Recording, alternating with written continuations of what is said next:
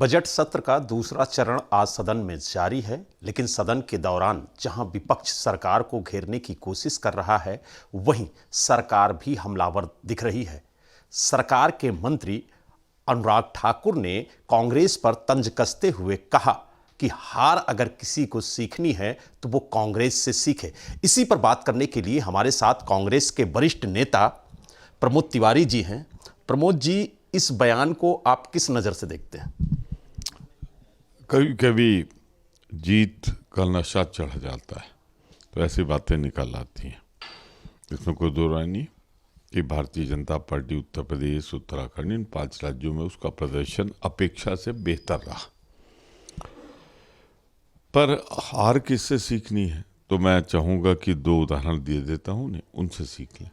क्यों हिमाचल में सरकार बदल गई थी? क्यों उनके स्वयं परिवार में पिताजी क्यों चुनाव हारे थे? या बहुत से राज्यों में जहाँ कांग्रेस लौट के आई, या उस लोकसभा को देख लें जहाँ 2 सीट पर सिर्फ भाजपा जीती थी, आदरणीय अटल जी भी हार गए थे। तो बेहतर ये होगा कि तल्खियाँ नहीं होनी चाहिए, हार और जीत को गरिमापूर्वक स्वीकार किया जाना चाहिए। कांग्रेस ने कल वर्किंग कमेटी की बैठक बुलाई, उसमें भी काफ़ी कुछ चर्चा हुई, लेकिन वो चर्चा बाहर नहीं आई।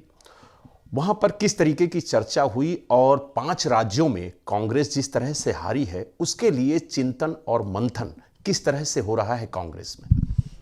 कांग्रेस ने 3-4 निर्णय लिए हैं और जो भी निर्णय लिए हैं वो हमारे चेयरपर्सन, मीडिया के चेयरमैन सुरजेवाला जी और जनरल सेक्रेटरी ऑर्गेनाइजेशन दोनों ने बता दिया है।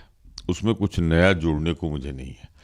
अंदर बहुत ही शांत और सौहार्दपूर्ण वातावरण में मीटिंग हुई। कांग्रेस पूरी तरह एकजुट थी और सबका यही फैसला था कि हम पूरे नए सिरे से कांग्रेस को वापस लाने के लिए काम करेंगे।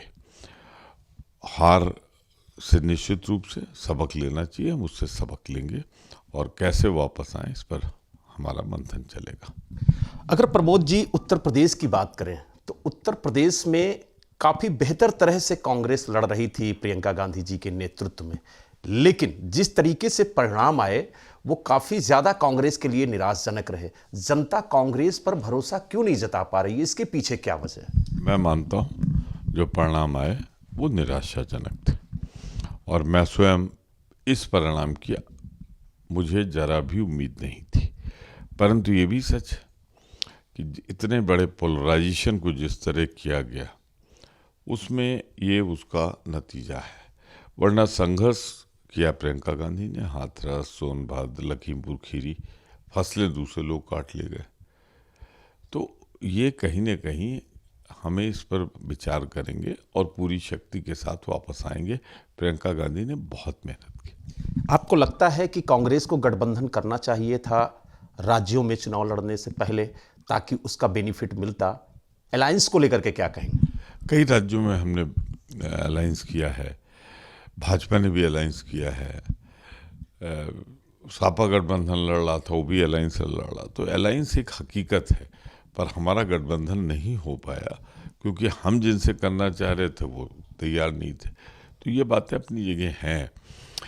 कुल मिलाकर गठबंधन के ना हम विपक्ष में बिल्कुल भी नहीं है। गठबंधन सही समय पर सही लोगों से किया जाना चाहिए। आखिरी सवाल, जिस तरीके से यूक्रेन को लेकर के कांग्रेस के सांसद मनीष तिवारी ने चर्चा के लिए नोटिस दिया है और उसी पर तंज कसते हुए सरकार के केंद्रीय राज्य मंत्री कौशल किशोर ने कहा है कि ये बेकार के सवाल हैं, बल्कि कांग्रेस को तो प्रधानमंत्री के सम्मान के लिए नोटिस देना चाहिए, उनके सम्मान में चर्चा होनी चाहिए। यूक्रेन तो चर्चा का विषय ही नहीं है, क्योंकि प्रधानमंत्री जी ने जिस तरह से काम किया है उसको पूरी दुनिया ने देखा है। देखिए, कार्य मंत्रणा समिति तय करेगी, स्पीकर चेयर तय करेगी, ये कौशल किशोर जी जैसे मंत्री नहीं तय करेंगे। यूक्रेन सीधे रूस, यूक्रेन सीधे भारत को प्रभावित कर रहा है। हमारे कई हजार लोग वहाँ फंसे हैं। हमारे क्रूड ऑयल, कच्चा तेल रूस और यूक्रेन से जो आता है, जो हथियार आते हैं, वो प्रभावित होंगे। और इसमें कोई दो राय नहीं, केंद्रीय सरकार अक्षम साबित हुई है। समय से उन्होंने निकाला नहीं, जबकि दूसरे अगल बगल के देश अपने रहने वालों को निकाल के ले गए।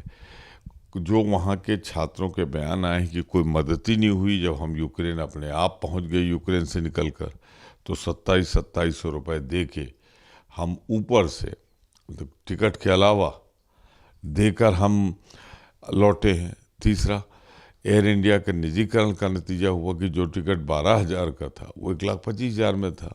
तो वहाँ लोग जो जाते हैं, मध्य वर्ग के लोग जाते हैं, वो नहीं ले पाए समय से। और इसी के लिए मैं कहूँगा कि बहुत दिनों बाद, कई सालों बाद, एक अकल्पनीय दुख और पीड़ा से हमारे छात्र वहाँ से या रहने वाले वहाँ से गुजरे हैं। और उसकी जिम्मेदारी अगर किसी की है तो केंद्र सरकार की, जो सही समय पर सही कदम नहीं उठा पाई। आपने देखा हमारे साथ कांग्रेस के वरिष्ठ नेता प्रमोद तिवारी जी थे, जिन्होंने अनुराग ठाकुर के बयान पर भी पलटवार किया और कहा कि यूक्रेन के मामले में सरकार पूरी तरह से फेल नजर आई। दिल्ली से वीडियो जर्नलिस्ट कुलवंत सिंह के साथ बलराम पांडे, एबीपी गंगा।